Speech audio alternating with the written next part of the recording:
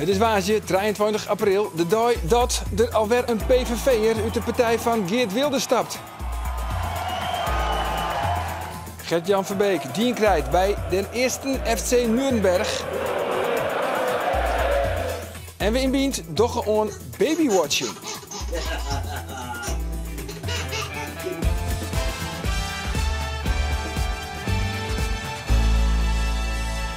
Goeien en welkom bij Bient, het duistere magazine van Omroep Friesland. Aan omteken voor de Special Olympics.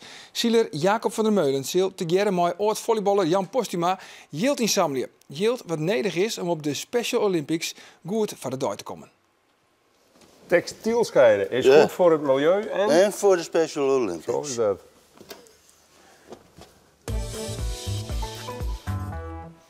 Gert-Jan Verbeek, mooi het seizoen. Net al mooitje in de Duitse Bundesliga. De eerste FC Nuremberg had de 51-jarige jobbegeester op stitten zet om een saneem schok-effect te creëren. Doet Verbeek dit seizoen kwam als opvolger van de Duitse trainer Michael Wiesinger stier de ploeg al in de degradatiezone. Na de winterstop wie er nog wel een knappe serie en lieke Gert-Jan Verbeek zijn ploeg weer op de rails te hebben. Hij kreeg zelfs een aanbieding om ook bij degradatie on te blijven. Maar na 8 verliespartijen in de laatste 9 wedstrijden had de clubleiding Joert besloten om Gert-Jan Verbeek definitief op non-actief te zetten. Wij wien mijn kamerploeg dit weekend bij de laatste wedstrijd van de eerste FC Nuremberg onder leiding van Gert-Jan Verbeek. Dan mit 4-1 verloren und das ist enttäuschend und das kommt hart an. Nimmt das von mir an, aber ja, das ist passiert und wir müssen uns richten jetzt auf das nächste Spiel. Das ist das Leben. Als Gert-Jan Verbeek in oktober verliezen hier een contract tekent bij FC Nuremberg is de opjefte duidelijk. Verbeek maakt een verzwartje dat de club behouden blijft voor de Bundesliga. En dat wordt nog een hele tour, want Nuremberg zit treden van onderen. En had, rond het moment dat Verbeek komt, nog geen enkele wedstrijd woen. Gert-Jan Verbeek is nou een jelly de baas in Nuremberg. En dat je puur naar de statistieken joggen, is er net een soort verloren. Als wij in Duitsland binnen, had Verbeek de krantenkoppen weer hellen. Verbeek had een boete gekregen van €4.000 van het Duitse voetbalboen omdat hij kritiek hier op de skiërsrochter. Waar hebben we dat toch vaker jet?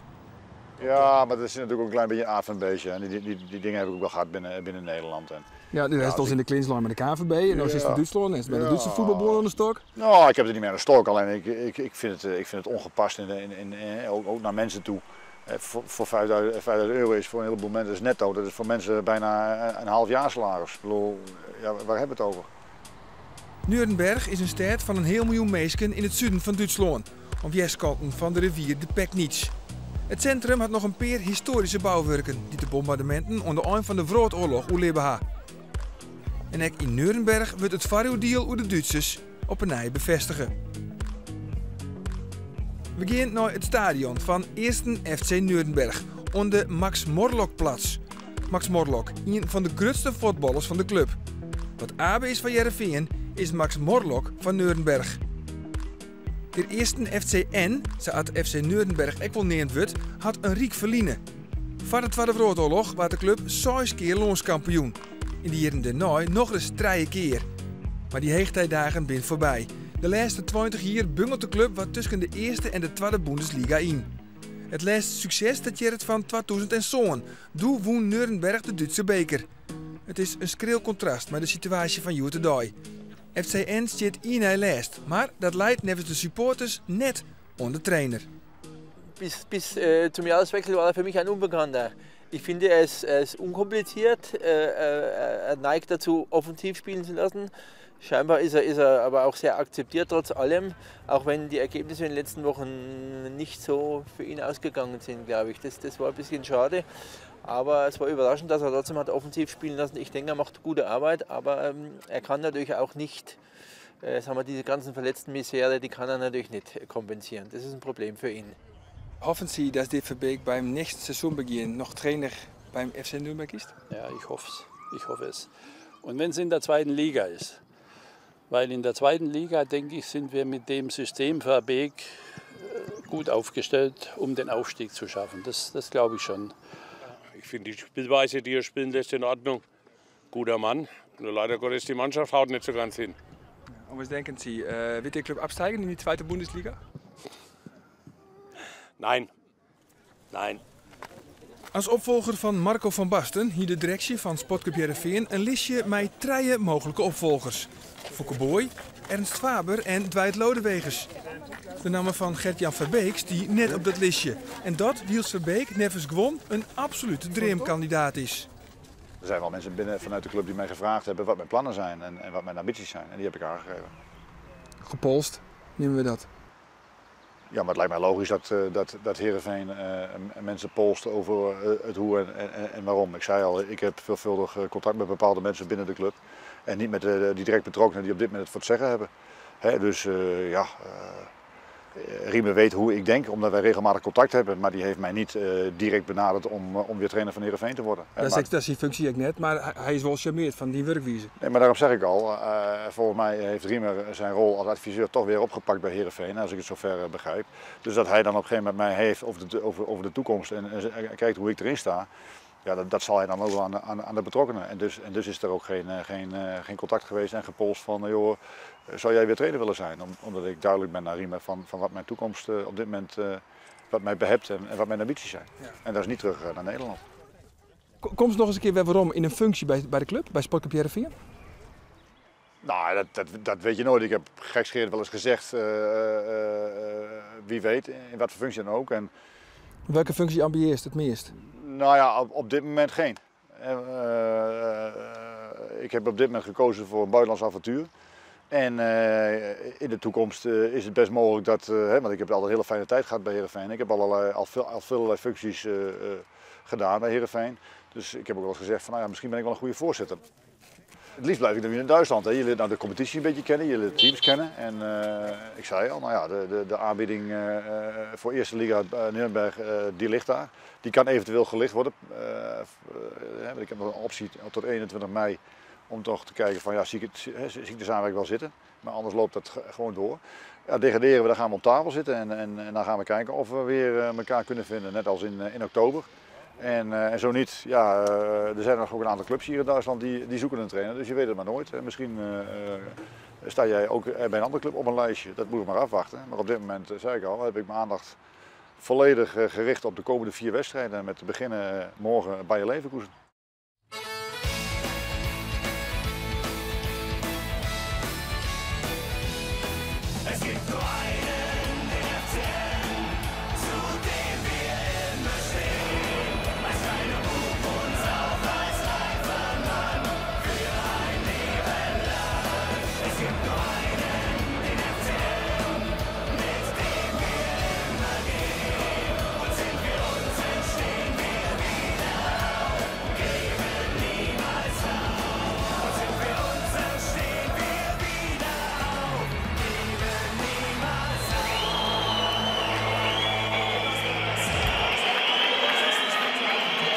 Nürnberg verliest met 4-1 van Bayer Leverkusen. En dat betekent het 8e verlies in 9 wedstrijden.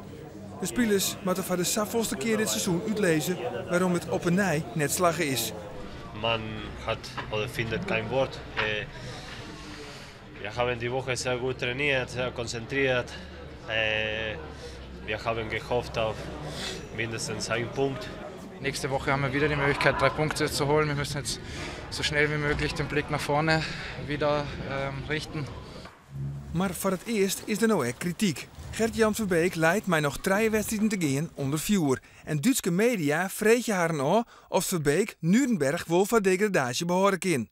Nürnberg speelt nog tegen Mainz, Hannover en Schalke. En moet nog minimaal 1 plak klimmen om streekjoch de degradatie vat te komen.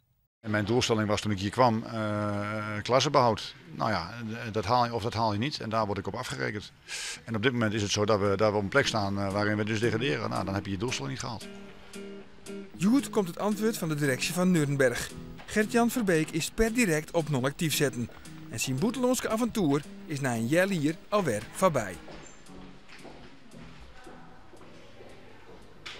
Dan gaan wij naar de Special Olympics. In juni komt het spektakel van sporters met een verstandelijke behandeling naar uw provincie. En in de oren den etat volgen wij de Friese deelnemers. Joert, Sieler, Jacob van der Meulen. Om Jacob kleer te krijgen voor de Special Olympics had hij de helping roepen van oud-volleyballer en gouden Olympiër Jan Postuma. en krijgt Rika's de oren. Maar ik zei on de bak om yield in te zamelen. Ze doeken ervoor in de textiel bij Reshare. Dat yield van goede doelen binnen wordt. Dus ek voor de Special Olympics.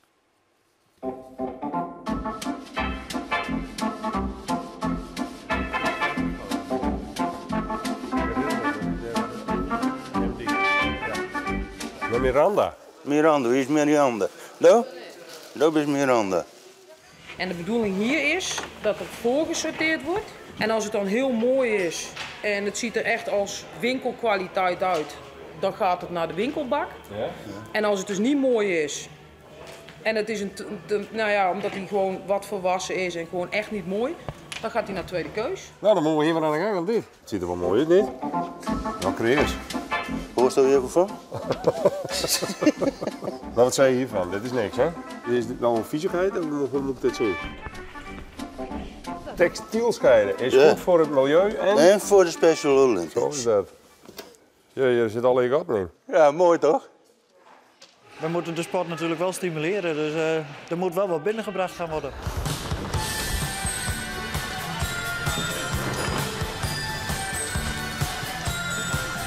Hast je het nog gedaan? De eerste keer, hè? Ja. Ja, leuk. Ja. Hartstikke leuk. Maar een paar drupjes erin, dan zie je het. Ja. Waar is mijn naam? Jan Obe. Maat en een collega. Maat en een collega. Ja. Oh, hartstikke mooi. Ja, we gaan te ziel nog. Dus het is uiteindelijk. Doe je stekkers zielig, hè? Ja, wij doen dan mooi aan de Special Olympics. Ja, je hebt nooit maar zien 12. Ja. En dan. En Henk. Meneer. Meneer? Ja, Henk. meneer. Meneer Henk. Die zielt dan ik. Ja, gezellig. Want wij zijn een team weer, de bedoeling, zoiets. Ja. Nou, de zin in er. Zullen we voort? Ja. Nou, kom op.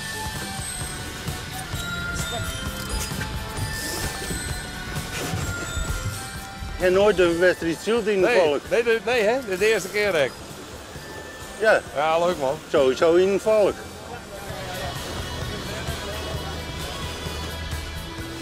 Nou, je het best, Jacob? Ja, nee. En waar zie je hem? Je hebt zielig of een snitsen man, hè? Maar die Special Olympics of net?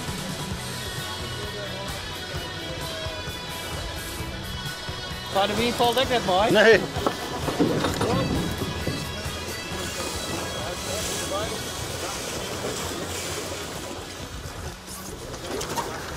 Ja.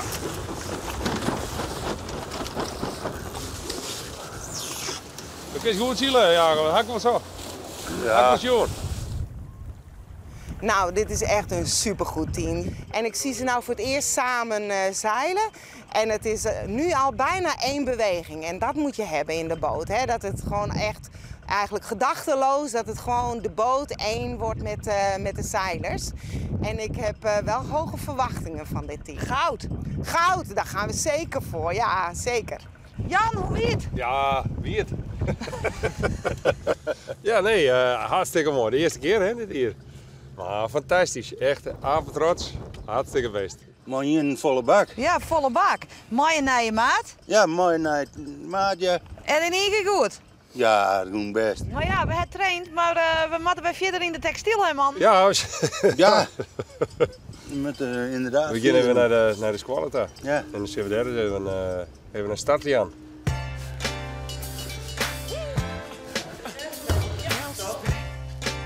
Nou, kerst maar hier een handel, toch? Jawel. Dat is even aan. Nou, komt ie. Oh!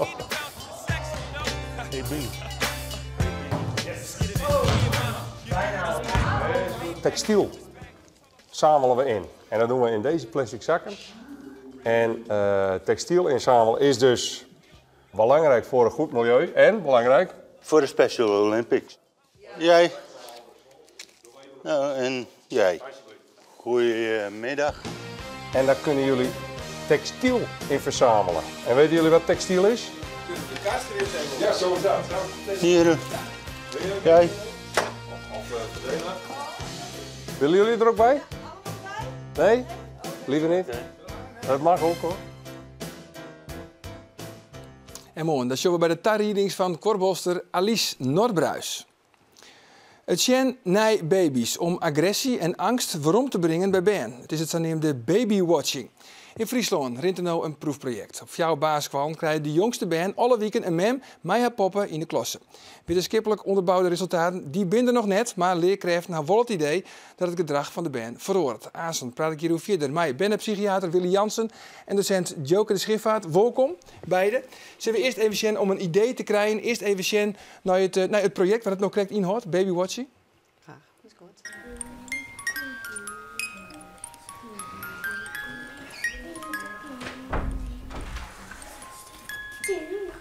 Goedemorgen mama en baby Jaden.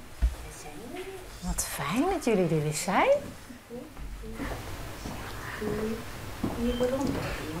Wat zie je, Tessa? Een kuifje. Hij heeft een kuifje, ja. Wat zie je er goed? Speeltje. Moeder pakt een speeltje. Ja. Hoe zou baby Jaden dat vinden dat ze een speeltje pakt? Ja. Leuk. Leuk. Hoe weet je dat zo goed, Jara? Omdat ik dat zelf ook leuk vind. Omdat je dat zelf ook leuk vindt. Goed hoor.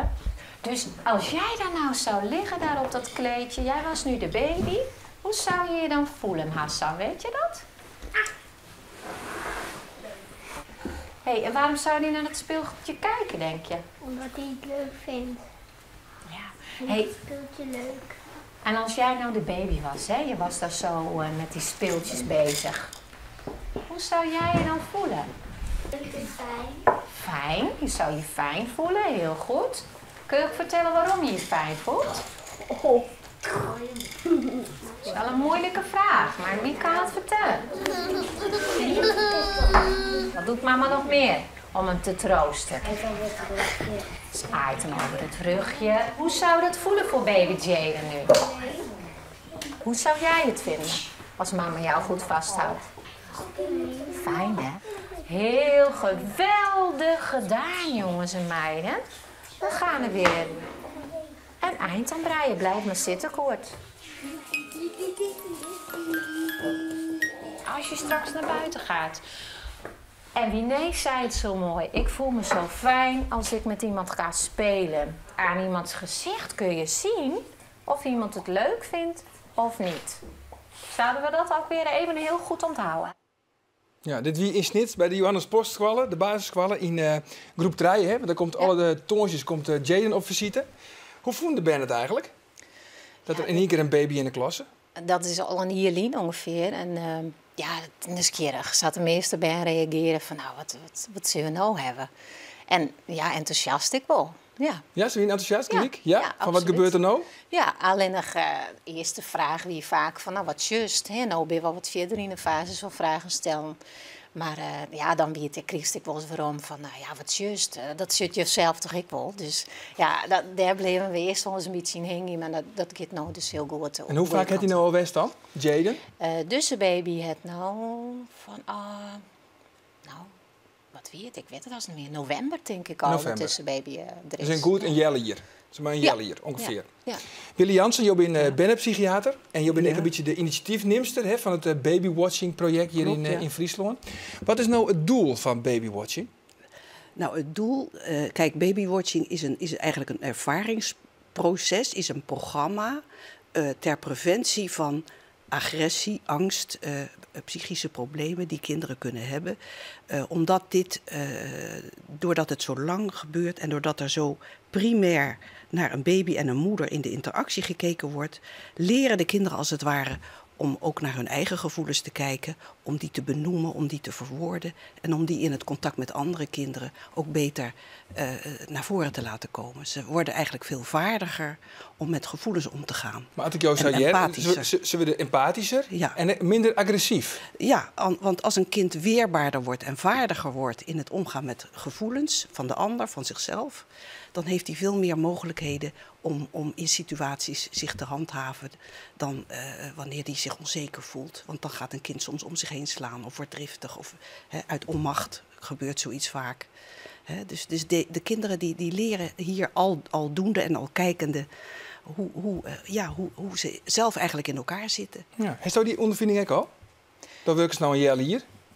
Nou ja, we doen het nou al een jaar, hè? En een jaar met dus een baby. Dat project wint al een jaar bij je misnits. En het is nog wel inderdaad in de onderzoeksfase. Dus we hebben Aan het begin van het jaar hebben de ouders al een vragenlijst gekregen. En Jelvi en ontein ik weer. En er is ook nog een controlegroep. Dus er wordt wel echt meten van binnen verschillen. Nou hebben wij nog net de onderzoeksresultaten gekregen. Dat wordt het nog even. Die binnen in Tilburg nou waarschijnlijk onderwijs. Maar wij zeggen wel al in de groep dat ze onderling vaak toch wel rustiger maken omgaan. De leerkracht jouwt ik waarom als die de roep bevraagt ten opzichte van andere leerkrachten. Ja, in mijn groep is aardig van elkaar. Ze snappen elkaar redelijk goed al. Hè? Dus ja, heel voorzichtig. Ja, proberen we toch al te denken. En omdat ik zo enthousiast ben vanzelf. Maar ja, dit doet wat maar juist bij. En als er dan weer eens een bandje van een oorenskwallen soms komt, dan merk je toch nog wel weer een verschil in. Dat hij dat nog meer leert. En leidt dat dan wellicht aan minder pesterij op het Kwalplein? Letter. Uiteindelijk wel, ja. Daar ben ik er wel van uitzogen. Ja. Nou, waar ik even op in wou gaan, is dat je zegt, het is heel belangrijk dat de leerkracht, die krijgt daar een training voor. Die duurt in principe een dag. Maar wat belangrijk is dat de leerkracht in staat is, en dat ook natuurlijk aldoende leert, om die kinderen uit te nodigen en zelf met enthousiasme de kinderen dus als het ware te verleiden om dingen te durven zeggen in de kring. Hè? Want kinderen durven dat normaal niet of die krijgen daar een opdracht voor. Maar nu moeten ze eigenlijk als het ware toch aangemoedigd en verleid worden om zomaar dingen te zeggen die ze denken, voelen op dat moment. Dat waren gewoon de vragen, hè? Die stost. Die stoot dan stelst onder de er zijn 4 fases van vragen. Ik zag correct al van in het begin, toen ze me vragen van, nou, hoe gaat het in het begin? Joeg ik al, dan stel je ook alleen maar de vraag van wat juist. En op een gegeven moment is het van, nou, hoe zou die viel als toen nou de baby wist? Hey, en waarom doet de mem eigenlijk dit? Hè? Had de baby goed, treeste, nou, waarom dan?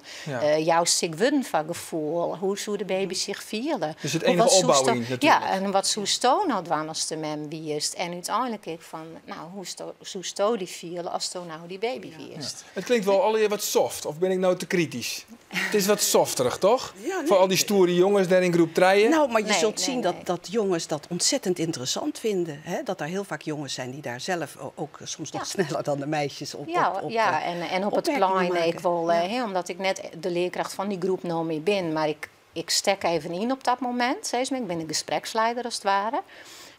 Ben ik een heel soort, ik mag net zeggen, maar de ben ik bij niet bij mij komen door de weken en die zei: juf, wanneer komt weer maar de baby? Wanneer komt de baby weer? En dat ben ik lieke goed jonkjes. Dus ja, het enthousiasme is zeker. En is het ook goed eigenlijk voor de baby zelf, voor de poppen? Want ja, dat is toch een beetje een proefkonijn.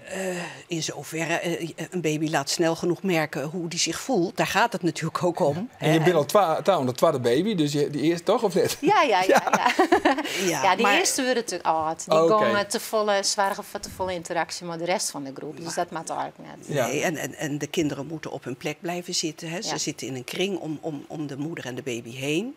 Maar hebben echt de instructie dat ze niet van hun plaats mogen komen. Dus dat kindje wordt niet overweldigd. He, die vindt het al interessant genoeg dat er zoveel gezichten om hem heen zijn. En dat vindt hij vaak juist, want dat kan je meteen zien, vindt hij hartstikke interessant. Ja. Het is nou Fjouwerskwal, hè, in Friesland. Snits dus, in Jesterwoorden en in Akrum. Akrum, ja, en Raad. En in Raad. Ja. Is het nou aan zijn echte takkomst? Krijgen we dit aan in de takkomst? Ik ga daar mijn best voor doen en daar zijn we al druk mee bezig. Maar het is natuurlijk in deze tijd niet zo makkelijk om iets weer aan de man te brengen. Omdat tegenwoordig leerkrachten op school behoorlijk overbelast lijken te zijn vanwege alle verplichtingen die ze al hebben. En dan gaat het vooral om taal, rekenen en al die andere dingen waar dan CITO-toetsen moeten worden afgenomen. Maar dit stukje is juist het emotionele stuk. Ja. En het is heel laagdrempelig, want als je uiteindelijk, nou ben ik al in het Nederlands, maar als het juist dat nou is er heel nodig voor onderzoek, maar als het zo is van maar we weten het rent, het helpt echt en wij hebben dat gevoel nou al, maar dan heeft natuurlijk alleen nog maar een mem en een baby nodig of een huid en een baby, dus maak het in elk geval en een trainer en verder heeft ook geen methodes nodig of wat, maar Celine zwaar je dat die mensen die het toch daar goed in binnen. En de resultaten binnen goed, hè? Zo dat blik in het buitenland, minder agressief, minder slaapproblemen en meer opmerkzaam. Ja. Nou ja. Sorry, ik wil je tegen dank zeggen, want we zijn er alweer terug in. Tegen dank voor je komst naar de studio. Dit weer bien. Morgen dan weer we er weer. Dan onder oren omdenken van de Frieske festivals. Weer maak je net daar. En Hokker Festival kunnen we links lezen laten. Jij het morgen. En dan, dag.